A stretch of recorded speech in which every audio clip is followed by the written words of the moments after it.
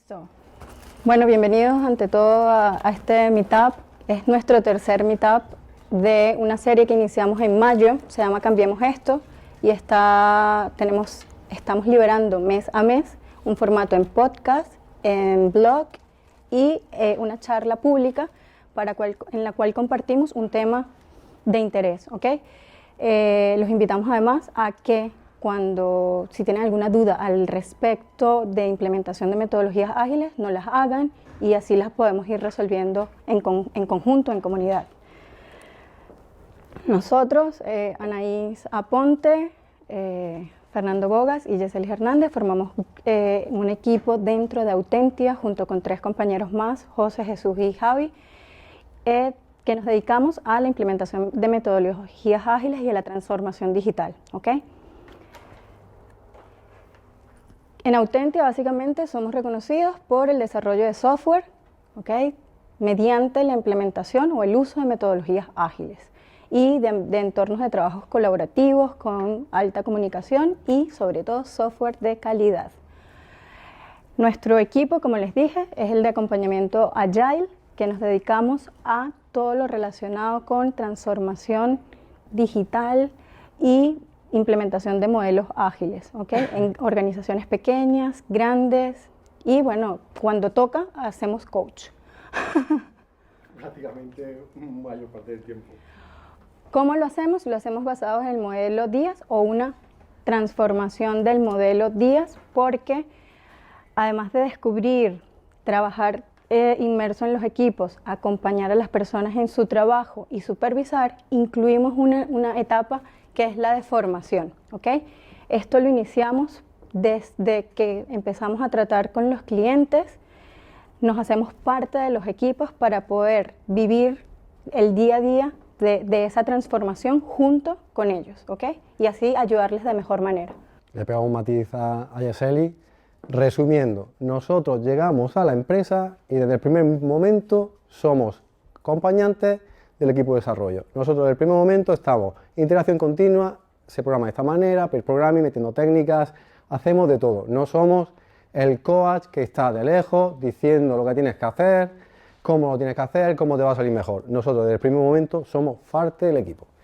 Esa es nuestra gran diferencia con otro tipo de Agile Coach que pues se dedican a hacer un coaching odontológico, tienen su formación como Scrum Master, tienen un tipo de formación como Product Owner y demás. Nosotros además estamos con el equipo desde el primer momento, no lo abandonamos hasta el final, que llegamos a la parte de supervisar y seguimos sin abandonarlo, porque estamos lejos y sin que ellos lo sepan, estamos echando el ojito para darle la colleja por si se desvían, ¿de acuerdo? Esos somos nosotros. Entonces, ¿por qué estamos aquí hoy? Estamos acá para hablar de estimaciones, ¿ok? Y las estimaciones son aquellas cosas que nos van a ayudar a llevar con éxito un proyecto, ¿ok? A llegar al fin exitosamente de un proyecto. Entonces, cuando hablamos de estimaciones, lo primero es que tenemos que estar claros en qué es eso. Es una suposición, es una posibilidad de completar algo en un momento, ¿ok? Podemos estimar el esfuerzo, la complejidad, el valor, el tamaño y muchas otras cosas de cualquier cosa. En este caso vamos a hablar de proyectos, ¿ok? ¿Qué nos va a permitir la estimación? Tener idea de hacia dónde vamos, ¿ok? Lo otro que tenemos que tener muy en cuenta es la planificación. Tanto la estimación como la planificación nos van a permitir a tomar decisiones en algún momento dado.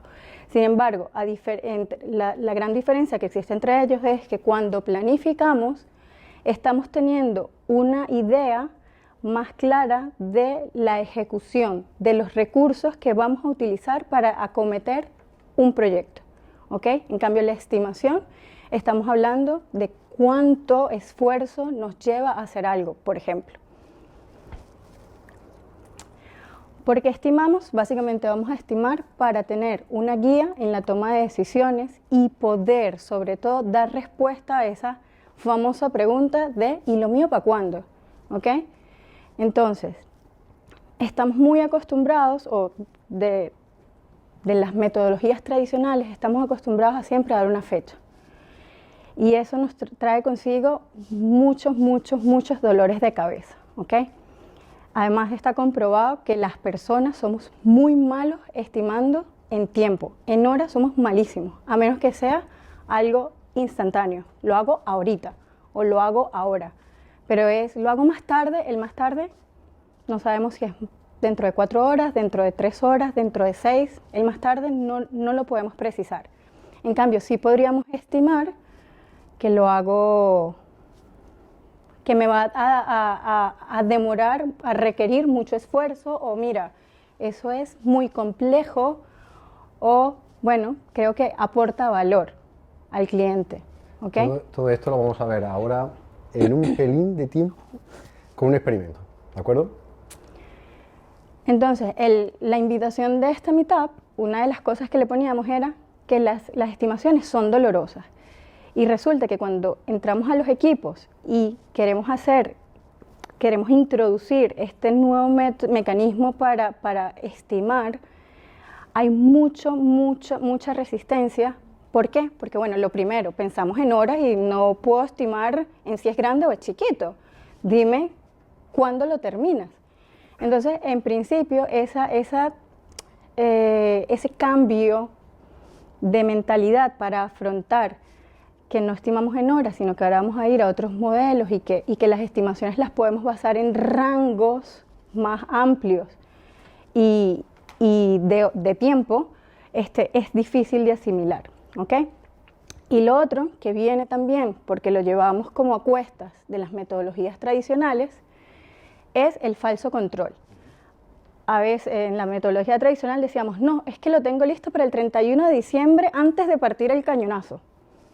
Y wow, sí, ¿sabes? Desde el Product Manager hasta el CEO contaban con que eso era así. ¿Pero qué pasaba?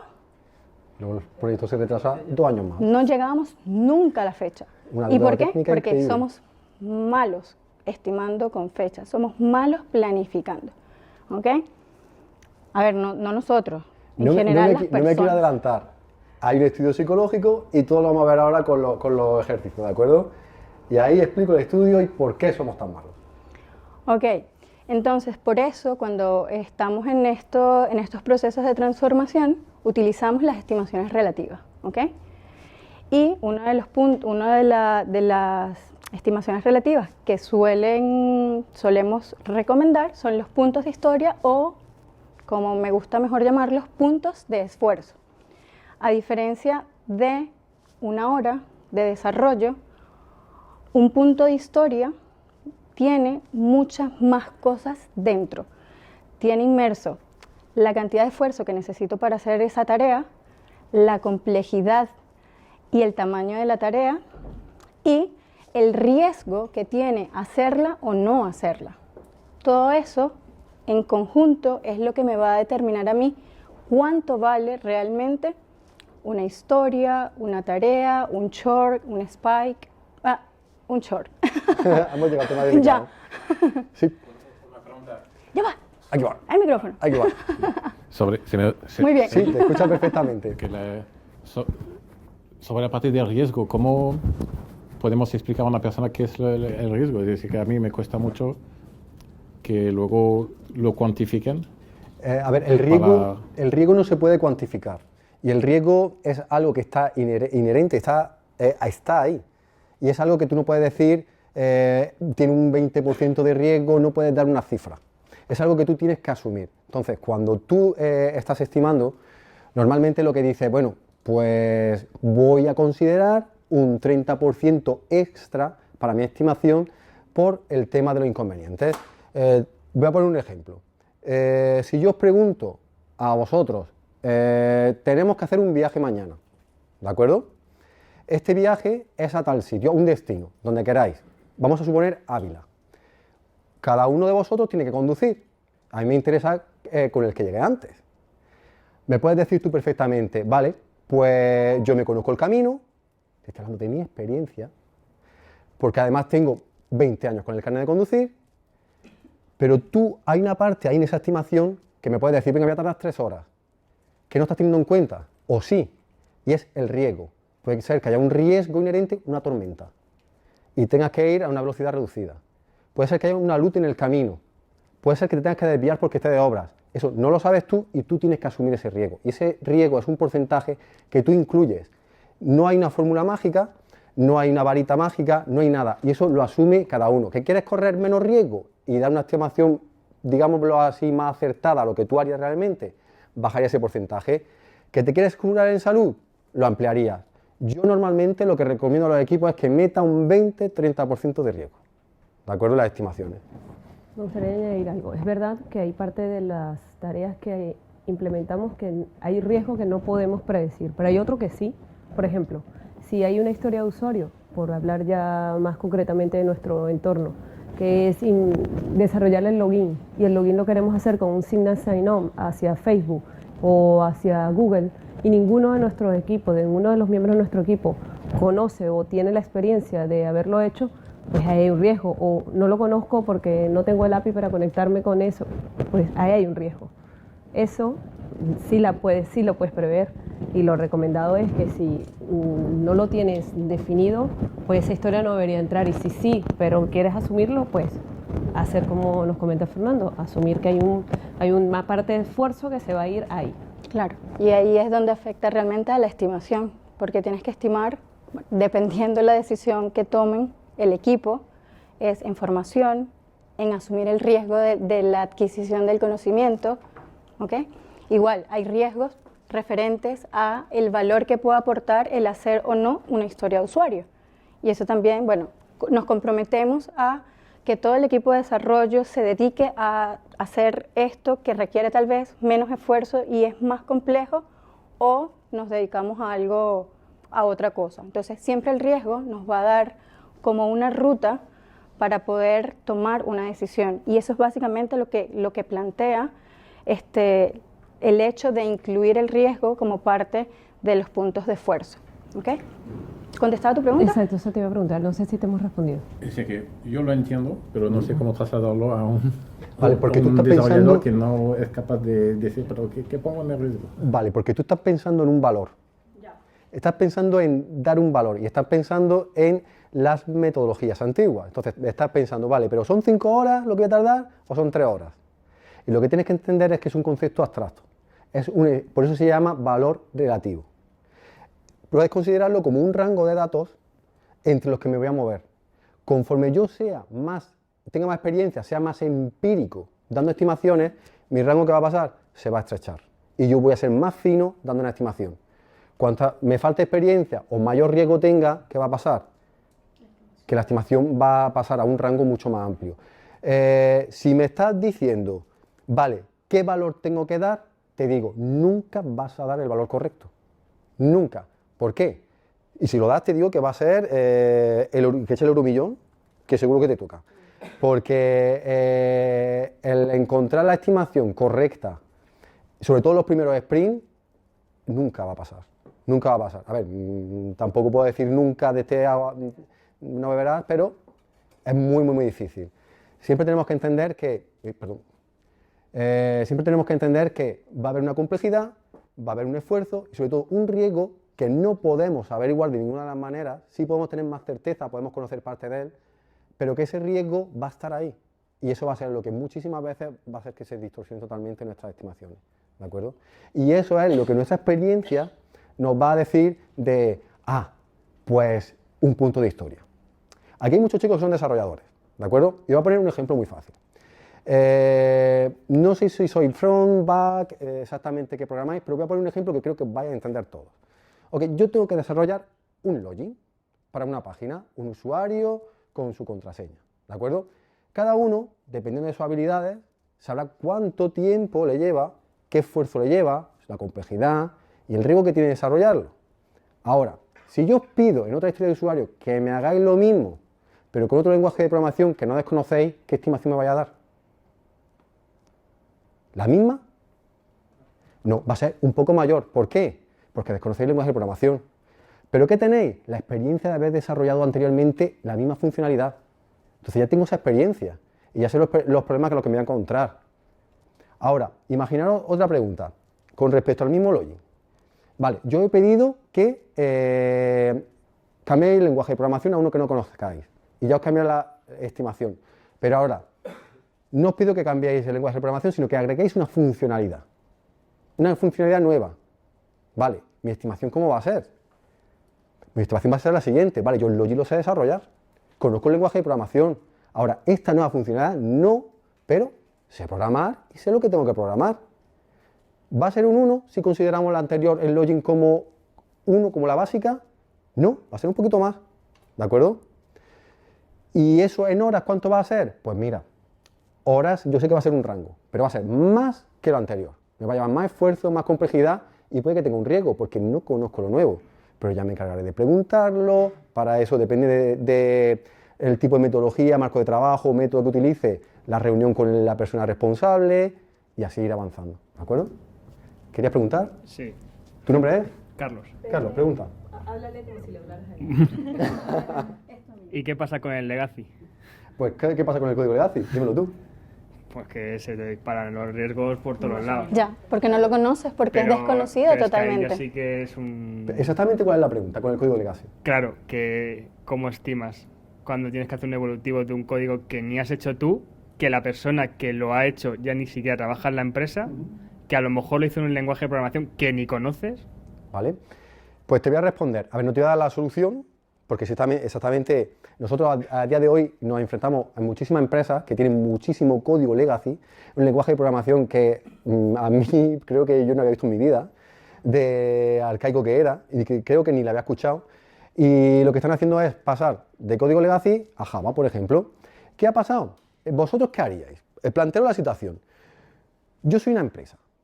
Todos mis trabajadores son muy antiguos, una edad avanzada, conocen el lenguaje de programación legacy, pero yo sin embargo tengo que pasar a Java. ¿Yo voy a reciclar a este equipo para que aprenda Java? ¿Voy a contratar a unos juniors que no saben de qué va, pero que sí saben de Java? ¿Qué haría? El problema ahí en las estimaciones, a ver, mi solución es la siguiente. Yo mezclaría un equipo de gente mayor que conoce el código antiguo y gente junior que conoce el código Java.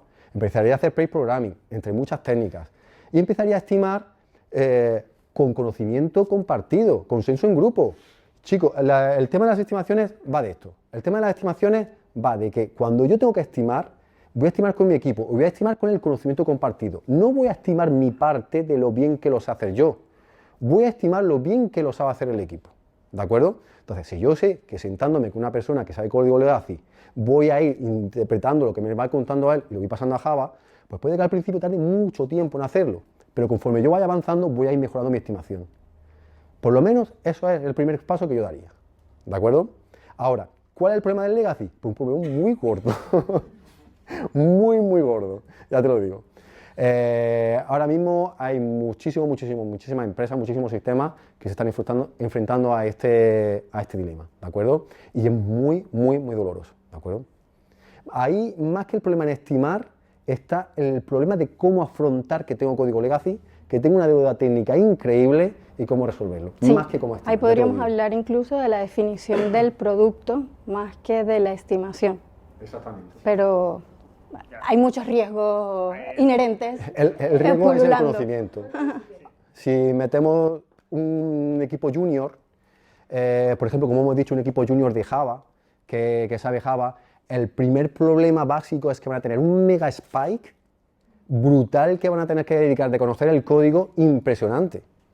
Si mantenemos a los chicos mayores que conocen el código, el otro spike lo voy a tener que formar, que van a tener que aprender Java y lo mismo dicen, es que esto no puedo pasarlo a Java. Entonces yo creo que ahí la solución es integrar old school con nueva generación. ¿De acuerdo?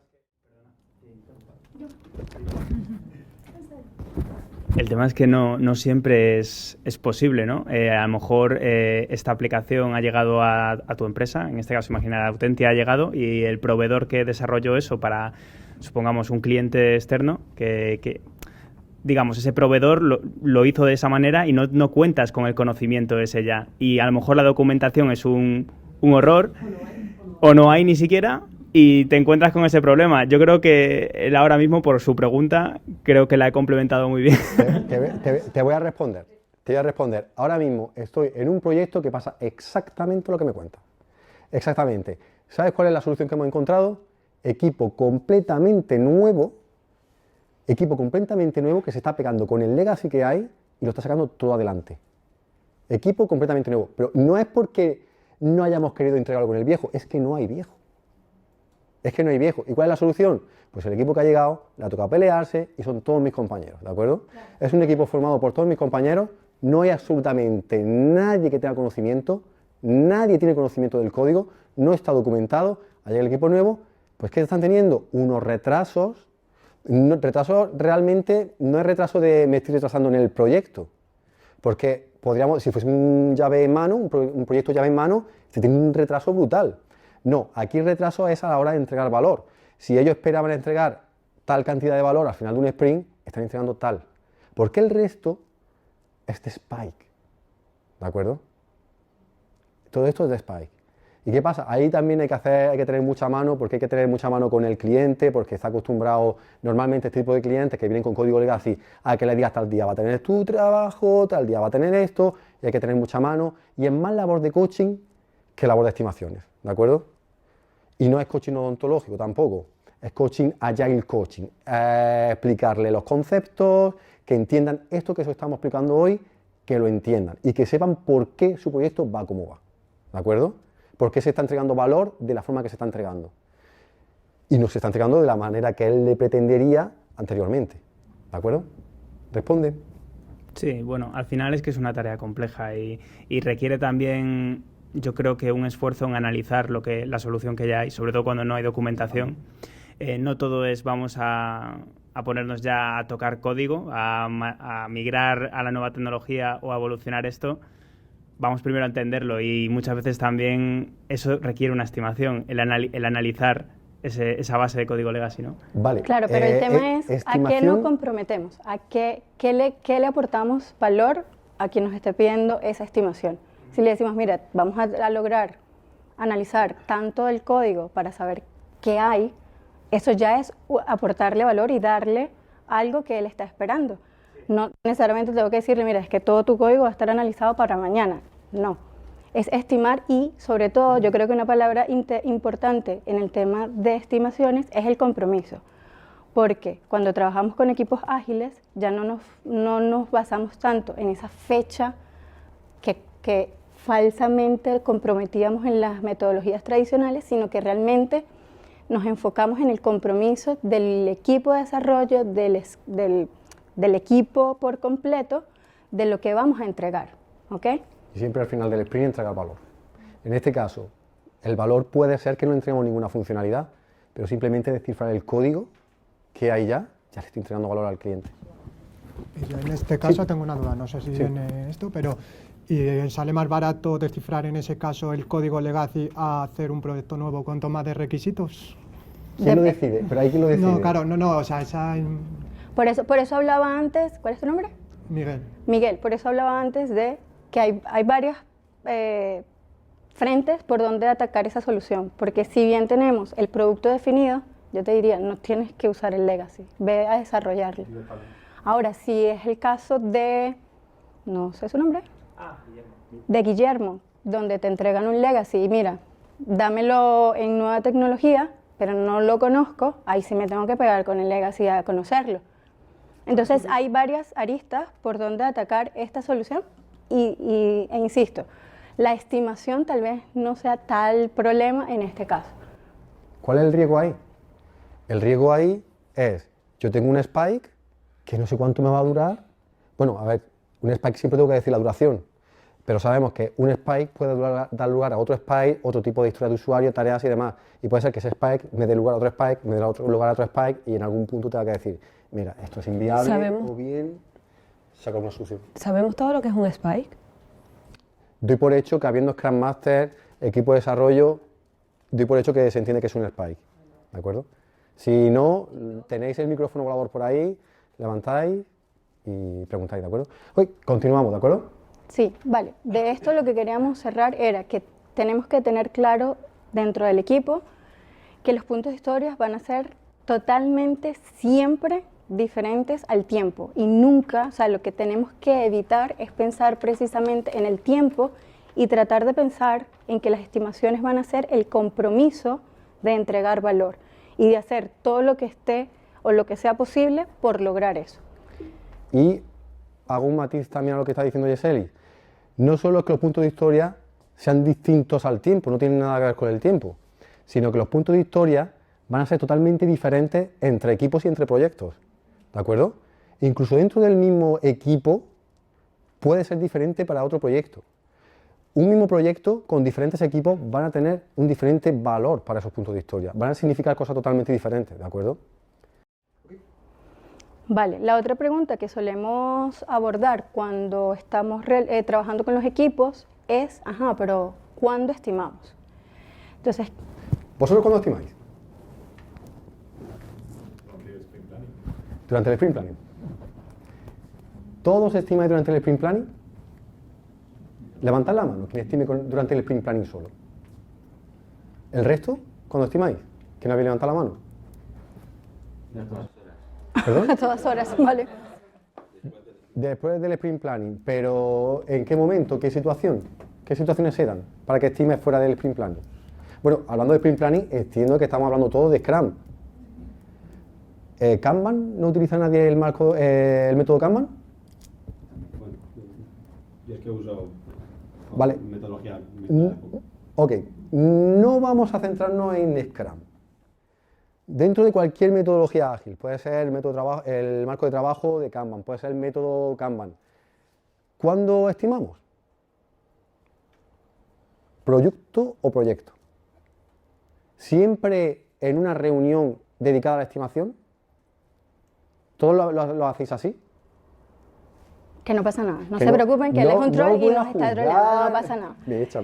Eh, No voy a jugar. Las estimaciones las podemos hacer en cualquier punto del proyecto o producto, cuando al inicio, antes de empezar, cuando lo arrancamos, cuando lo estamos ejecutando. Las estimaciones las podemos hacer en cualquier momento. Pero ¿qué va a pasar o cómo nos influye el momento en que hacemos las estimaciones en la propia estimación? Entonces, aquí es cuando entra el famoso cono de la incertidumbre. ¿Qué pasa? Que cuando empezamos y decimos, hey, mira, Miguel, ¿cuánto dura hacer el legacy este que te di? Entonces tú dices, bastante. Eso es súper grande, ¿eh? Pero ¿cómo sabes al inicio del proyecto cuán grande o cuán pequeño es? Ahí lo que podemos hacer es una estimación muy a grosso modo. ¿Por qué? Porque tenemos mucha incertidumbre. Realmente no conocemos ni siquiera lo que vamos a hacer. Entonces es como levantar el dedo y lanzarla al viento. ¿Ya? Más o menos. Entonces, ¿qué es lo que pasa? Que en la medida en que vamos conociendo eso que vamos haciendo, nuestras estimaciones van siendo más acertadas. Tal cual, cuando estamos en ejecución del proyecto, las estimaciones suelen hacerse en la sprint planning, precisamente para apoyar la toma de decisión y saber qué cosas podemos abordar y cuánto el equipo está dispuesto a dedicar en esfuerzo en un tiempo determinado.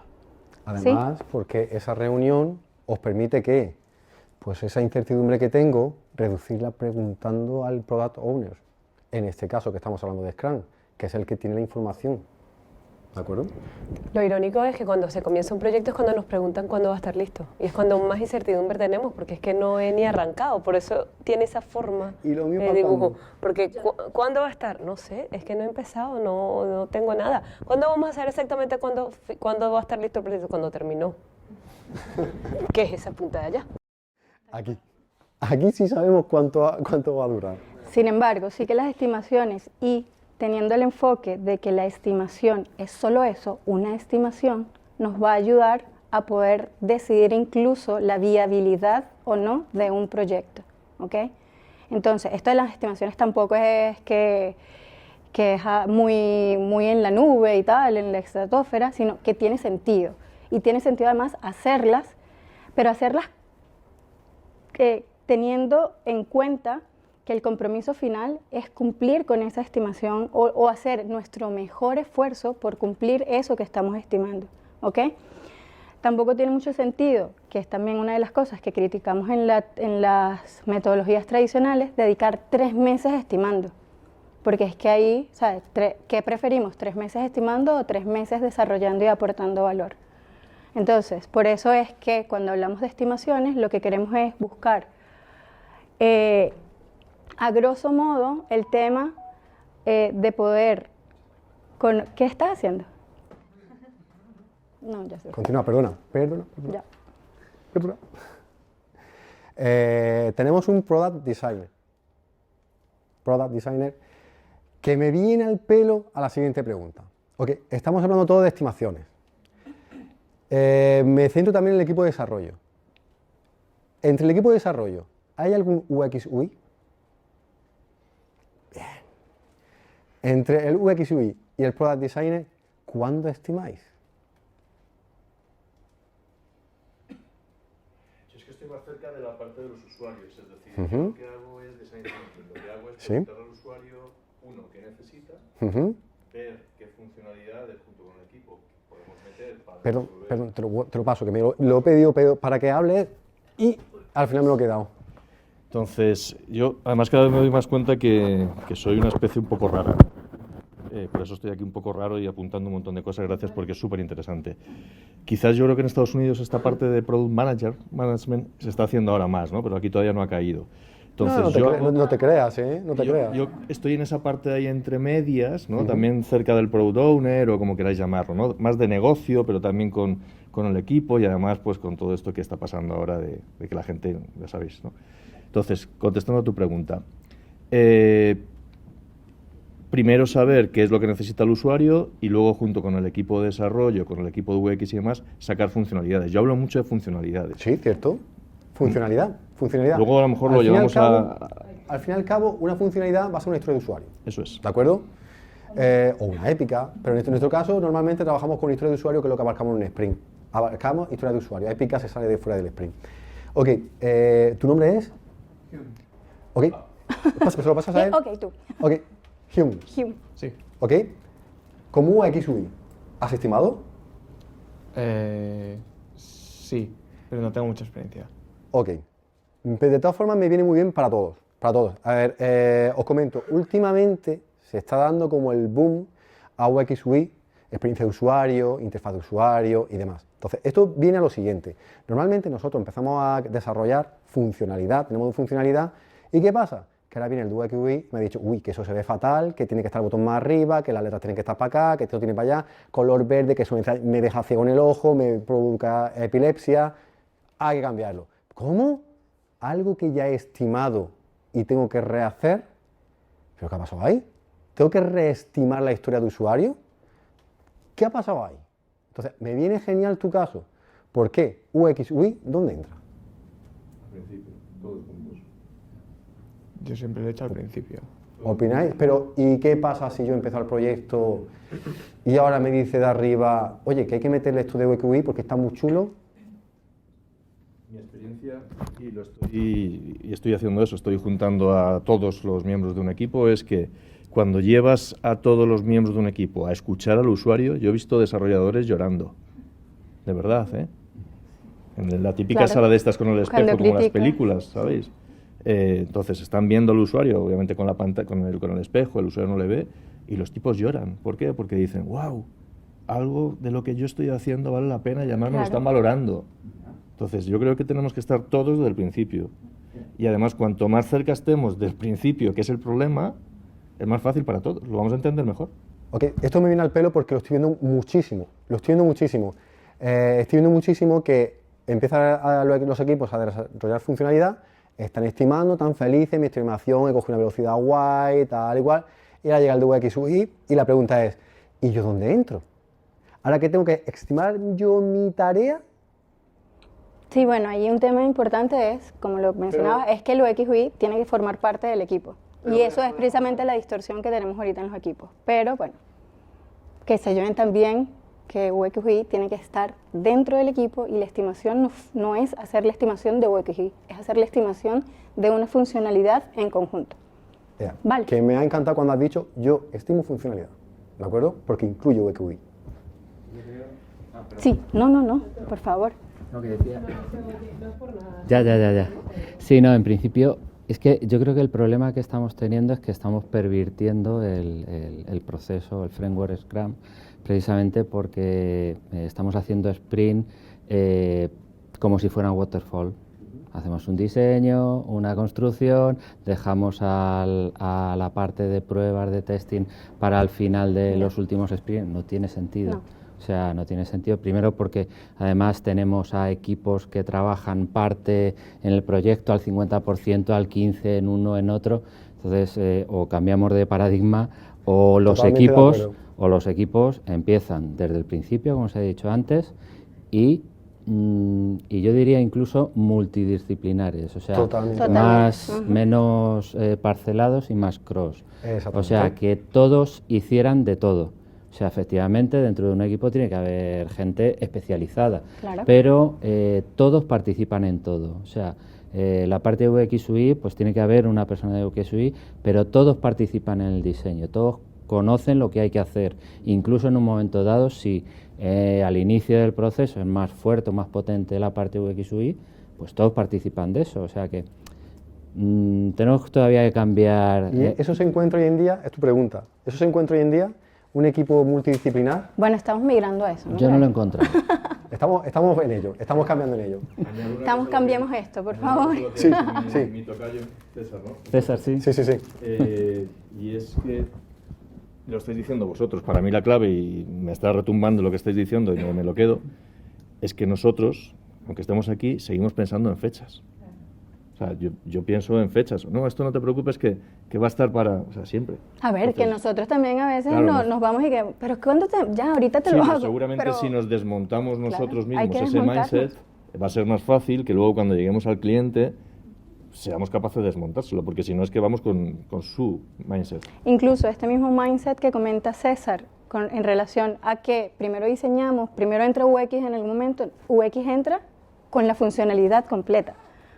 No entra al principio del proyecto, entra cuando tiene que entrar y es cuando vamos a desarrollar, a ver, la compra de la tarjeta de cumpleaños, ¿ok?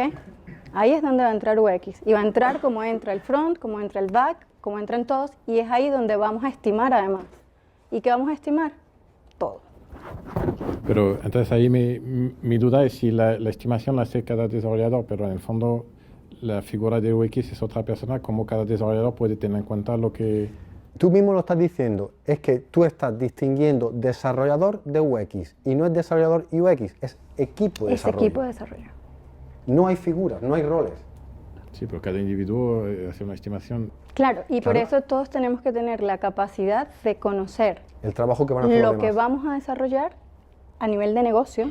Mira, vamos a hacer la venta de cochecitos en línea. Pero si estábamos diciendo que cuesta tener equipos multidisciplinarios, tener individuos multidisciplinarios. Exactamente. Eso, y nosotros... Voy.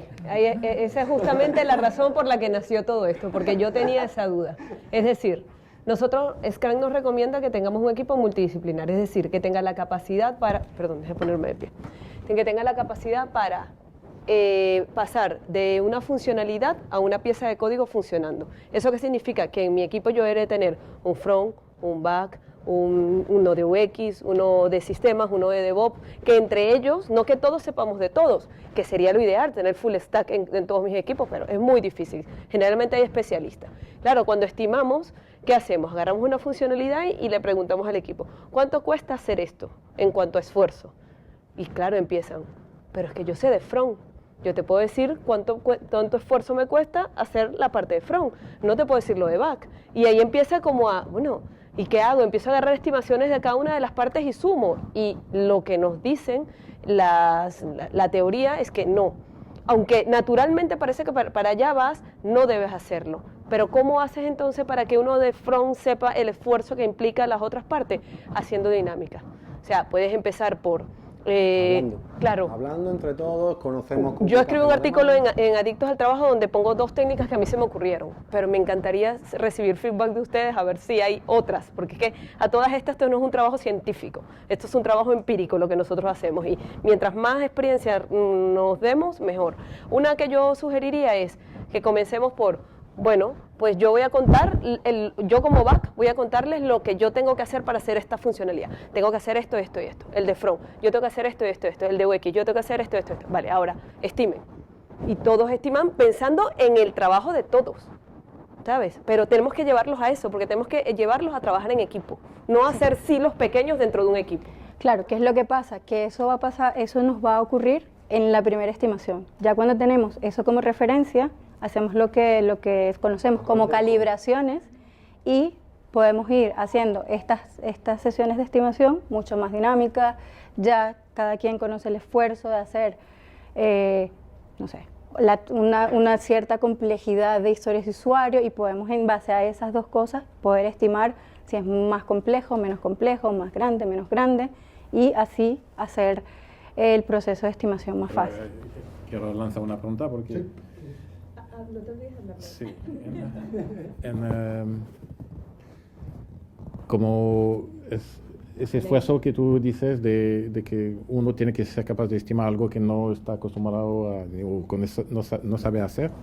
Entonces, es un esfuerzo grande para la persona para hacer esa estimación. Y entonces, a mí, en el equipo que estoy llevando, pues se lo están tomando como pues que me estoy encaprichando en querer tener una estimación y que lo ven como pues dejemos de estimar y entonces en la sesión del planning pues hagámosla para otras cosas y que lo de estimar es que es superfluo, ¿no? Y entonces, vamos a ello. Te voy a ayudar, ahora te voy a ayudar. Espera, pero tu pregunta ¿cuál es? Entonces mi pregunta es cómo puedes convertir a las personas para que lo hagan y que no se lo tomen como... Una obligación o un caprichamiento tuyo. Al final lo que sí es cierto, ¿tu nombre? Jack. Jack, es que cuando trabajamos en grupo y cuando logres que ellos trabajen como equipo, la estimación va a salir sola, ¿ok? Y ya vamos a ver, como dice Fer, por qué, ¿ok? A ver si al final te logramos. Si no, retomo Si tu no, pregunta. seguimos Si no, con tu- retomo tu pregunta. Y nos metemos de lleno a la psicología de todo esto. Ya hemos comentado de por qué estimamos, cuándo estimamos, qué son las estimaciones. Vamos a hablar de la psicología. ¿Qué nos dice la psicología de todo esto? Vamos a empezar con la estimación por tamaño, ¿de acuerdo? En todo esto yo pongo la referencia. Si alguien quiere buscar la referencia ahora por Google o lo que sea, la va a tener. Os digo, la mayoría de las referencias que yo voy a dar aquí son estudios psicológicos y médicos. ¿Eso qué quiere decir? Que si buscáis por internet os va a redirigir a páginas médicas y vais, uno, os va a pedir licencia médica para descargar o bien que paguéis para descargarlo. ¿De acuerdo? Alguno como por ejemplo este se puede visualizar gratis. ¿De acuerdo? Otros, ya os digo que os va a pedir pagar. Aquí pongo la referencia, ¿de acuerdo? ¿Y qué viene a decir este estudio? El estudio se llama Estimación del tamaño basados en objetos familiares bajo condiciones relativas de objetos más grandes o objetos más pequeños. ¿De acuerdo? Este estudio ha demostrado, y por cierto es del 50 aproximadamente, 1950 aproximadamente el estudio, ha demostrado que los humanos, nosotros las personas, somos más buenas estimando por tamaño las cosas. Yo soy muy bueno estimando si lo comparo con algo. Haciendo comparaciones de objetos que conocemos. Vamos a probarlo, ¿de acuerdo? Vamos a ver si es verdad que somos buenos estimando por tamaño. Abran sus Lo diré, tablitas, pizarritas. que vamos a empezar con las dinámicas. Ok, os voy a pedir lo siguiente.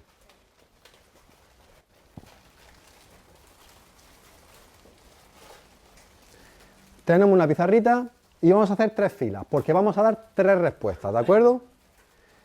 Primera arriba, segunda en medio y tercera abajo. Sin hablar y prohibido totalmente consultar en internet, móvil y demás, os voy a hacer una serie de preguntas, ¿de acuerdo? ¿Nos fiamos? Ok, una cosita, antes de que ella se le avance con las preguntas, ahora mismo tenéis totalmente prohibido comunicaros con vecinos delante, detrás, izquierda, derecha, es decir, privado. En privado. Esto es un experimento, ¿de acuerdo? Es un experimento social que se ha hecho en salas TED, en eventos TED, hemos hecho SNAOs, en otros Meetup, y siempre nos ha dado el mismo resultado. Vamos a comprobar con vosotros que funciona de igual manera, ¿de acuerdo? Es decir, estamos comprobando ahora mismo que somos muy buenos estimando cuando comparamos por tamaño, ¿de acuerdo? Objetos de diferente tamaño. Con lo cual, ¿cuál es la altura en metros de la Torre Eiffel? En la primera fila ponemos cada uno la estimación que creemos que tiene de altura en metros la Torre Eiffel. Sin hablar. Sin hablar. Sin hablar con el vecino, con nadie, sin consultar internet, vamos a responder. ¿De acuerdo? ¿Tenéis? 30 segundos. No le pongas presión. 30 ya, si trabajamos el día a día, ¿ok? ¿Lo tenéis todo? Levantad la mano lo que no tengáis. Ya va, que no han pasado 30 segundos. No te copies. Una estimación. ¿Lo tienes? ¿Qué falta? Nos falta la chica. ¿Tu nombre es? ¿Lo tienes? ¿Te dejamos más tiempo? Venga, dejamos más tiempo. Es que le metéis mucha presión. Lo Tú estoy eres la que le diciendo. estás presionando. No, yo estoy preguntando. Estoy preguntando. Así es, por eso lo insistente es verdad. No sé si se fijaron en la lámina anterior. Tenés compañeras, pay. Ya. ¿Ya? ¿Que ¿Listo? no? Enseñamos. A ver qué habéis puesto. Por aquí, 200, 230, 300, 400, 1000 metros, 800, 50. No hacemos juicios, ¿de acuerdo? Muy bien. Eso es lo que hemos puesto cada uno. Mi juicio era lo chiquito que lo escribimos, que lo leía. No juzgue, no juzgue. Ok, segunda línea. Bueno, ahora mismo no hemos tenido nada con que comparar, ¿de acuerdo? Vamos a comparar.